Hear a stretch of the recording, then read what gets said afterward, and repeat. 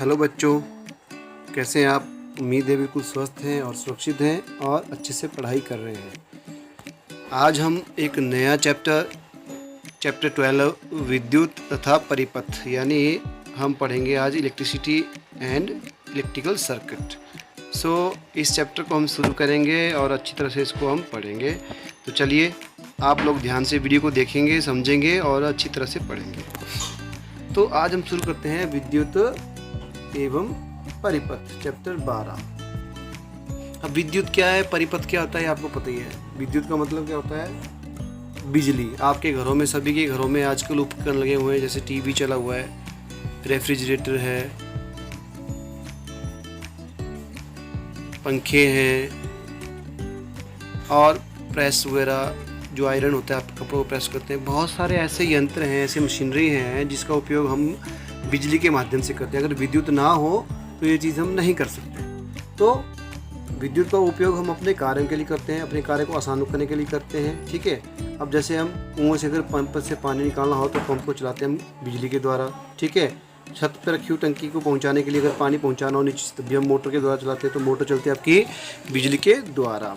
तो इसी प्रकार अनेक प्रकार की हमारी दैनिक जीवन में बहुत सी ऐसी चीज़ें हैं जो कि आपकी, तो इस प्रकार जो है हमारे जीवन में, जो और हमारे दैनिक कार्य में बहुत सारी ऐसी चीज़ें हैं जहाँ पे हम बिजली का या विद्युत का या इलेक्ट्रिसिटी का बहुत इस्तेमाल करते हैं। बहुत सारी चीज़ें। अब आप नहाते हैं तो गर्म पानी करते हैं। ठीक है। अभी आपको हमाम होगा, आप बोलोगे हमाम से होते हैं, लेकिन जब हमाम नहीं, लकड़ियाँ नहीं होती है तो बिजली से आप रॉड से पानी गर्म करते हैं। ठीक है।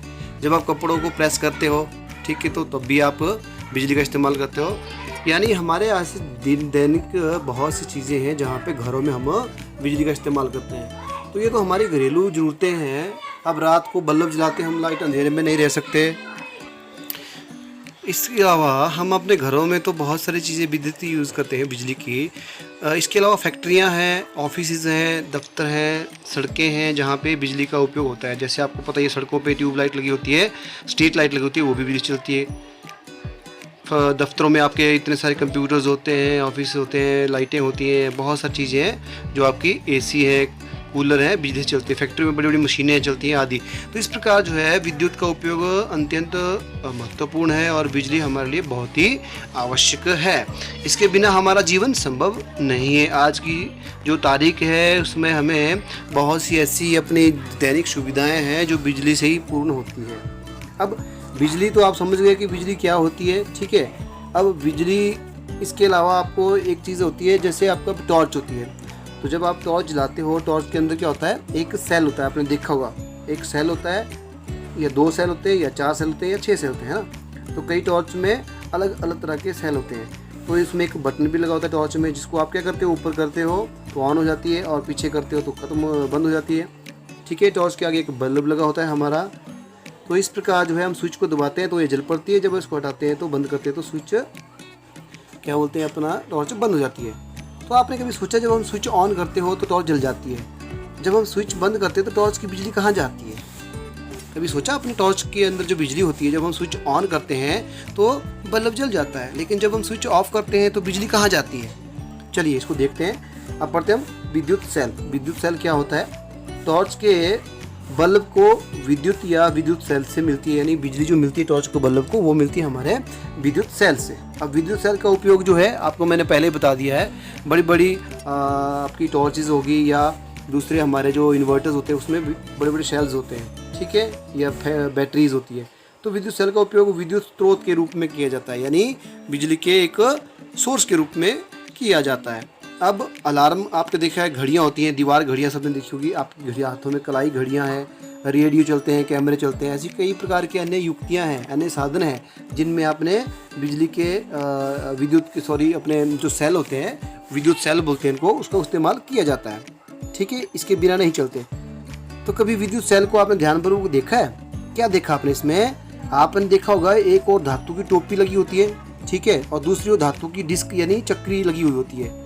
आप सभी बच्चे ने देखा होगा, नहीं देखा होगा तो ये देख लीजिए आप। ऐसा सेल ऐसा होता है, ये ऊपर धातु की टोपी है, नीचे एक चक्री जैसी लगी है। तो जो धातु की टोपी वाला सिरा होता है, यहाँ पे होता है आपका पॉजिटिव चार्ज, यानी इस पे लिखा होता है आपका पॉजिटिव चिन्ह। तो इसको बोला जाता है धनात्मक सिरा। क्या बोला जाता है? धनात्मक सिरा। और जहाँ पे नेगेटिव लिखा होता है इसको बोला जाता है ऋणात्मक सिरा। क्या बोला जाता है? ऋणात्मक सिरा। तो अब विद्युत सेल क्या हुआ, इसको हम कैसे डिफाइन करेंगे? विद्युत सेल विद्युत का एक ऐसा स्रोत होता है जिसके अंदर दो सिरे होते हैं। एक सिरा जो है धनात्मक लिखा होता है जहाँ पे प्लस का चिन्ह होता है, और दूसरा सिरा जो है ऋणात्मक होता है जिसमें माइनस का चिन्ह लिखा होता है। और जब हम सेल को दोनों सिरों से तार जोड़ेंगे और दोनों तारों को हम बल्ब से जोड़ते हैं, तो बल्ब में भी आपने देखा होगा एक सिरा जो है डिस्क नीचे वाला पोर्शन होता है और एक ऊपर वाला पोर्शन होता है साइड वाला, तो दोनों तरफ लगाएंगे तो बल्ब जल पड़ता है। इसका मतलब क्या हुआ कि सेल से जो विद्युत निकली वह बल्ब को जला देती है। तो हम सेल को परिभाषित करें किस प्रकार? सेल वह युक्ति है जिसमें एक धनात्मक सिरा होता है, एक ऋणात्मक सिरा, यानी दो टर्मिनल होते हैं। सेल के कितने टर्मिनल होते हैं यानी सिरे? तो सभी विद्युत सेलों में दो सिरे होते हैं जिन्हें धनात्मक टर्मिनल और ऋणात्मक टर्मिनल कहा जाता है। ठीक है। अब विद्युत सेल में संचित रासायनिक पदार्थों से सेल में विद्युत उत्पन्न होती है। अब विद्युत कैसे उत्पन्न होगी? जो विद्युत सेल में जो रासायनिक पदार्थ संचित होते हैं उनसे ही विद्युत उत्पन्न होती है। जब विद्युत सेल से संचित रासायनिक पदार्थ इस्तेमाल कर लिए जाते हैं तब विद्युत सेल विद्युत पैदा नहीं कर सकता। ठीक है। और तब क्या होता है, जब इसके अंदर जो रासायनिक पदार्थ हैं वह खत्म हो जाते हैं तो ये बिजली पैदा नहीं कर सकता। फिर क्या होता है, फिर हमें इन विद्युत सेलों को एक नए विद्युत सेल में बदलना पड़ता है। आपने देखा होगा दीवार घड़ी का सेल खत्म हो जाता है तो उसको आप फेंक देते हैं, फिर नया सेल डालते हैं। इसका मतलब क्या हुआ, जो उसके अंदर जो रासायनिक पदार्थ है उसने अभिक्रिया करना बंद कर दिया है, यानी उसका उपयोग अभी खत्म हो जाता है। तो इस प्रकार जो फिर हमें इसको फेंकना पड़ता है।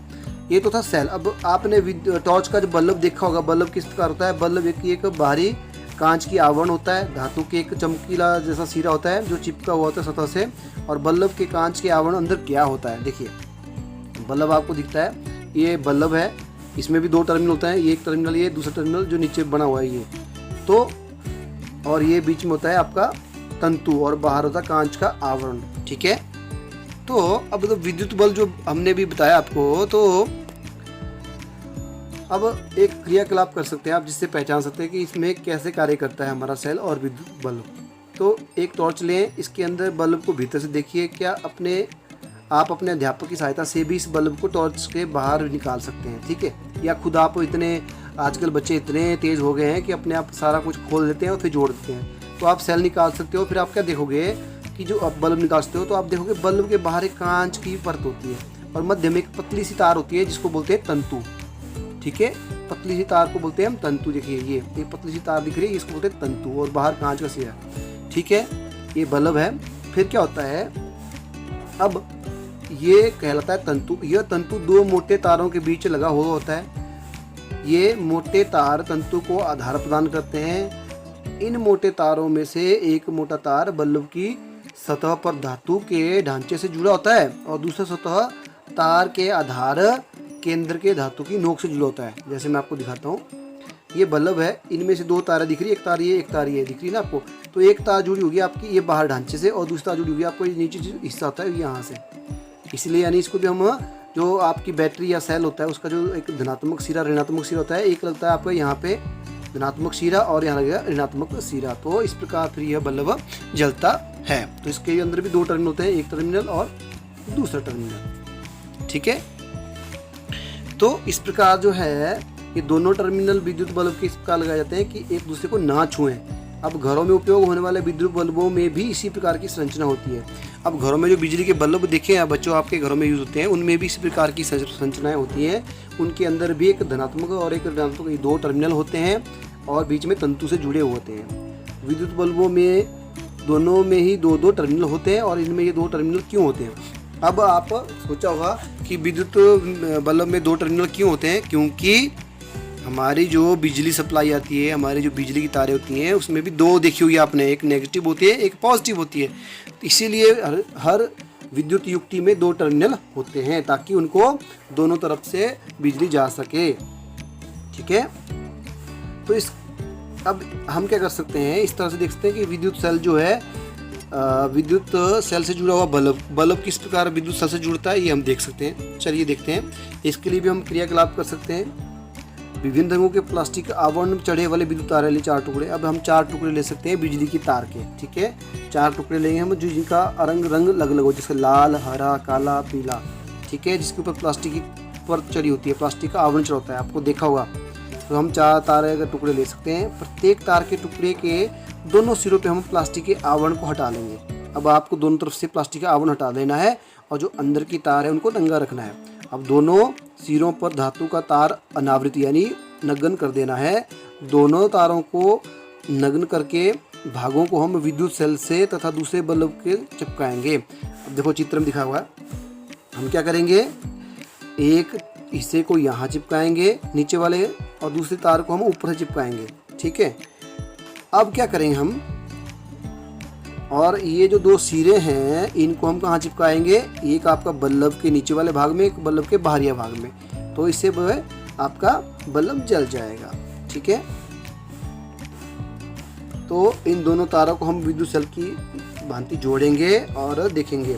तो बल्ब के तारों को जोड़ने के साथ हम विद्युत रोधी टेप, जब हम बल्ब के साथ तारों को जोड़ते हैं तो हम एक विद्युत रोधी टेप लगाते हैं। आपने देखी होगी बिजली की तारों के बाहर आपने टेप, इलेक्ट्रिक टेप, बिजली की टेप लगाते हुए, वो क्या काम करती है, वो आपको करंट लगने से बचाती है, यानी वह विद्युत रोधी होती है। तो मिस्त्री, अब बिजली के मिस्त्री होते हैं, उनके द्वारा यह उपयोग की जाती है ताकि उनको करंट ना लगे, और जहाँ भी वो तार को लगा रहे हैं तारों को टेप लगाते हैं ताकि वो नंगी ना रहे।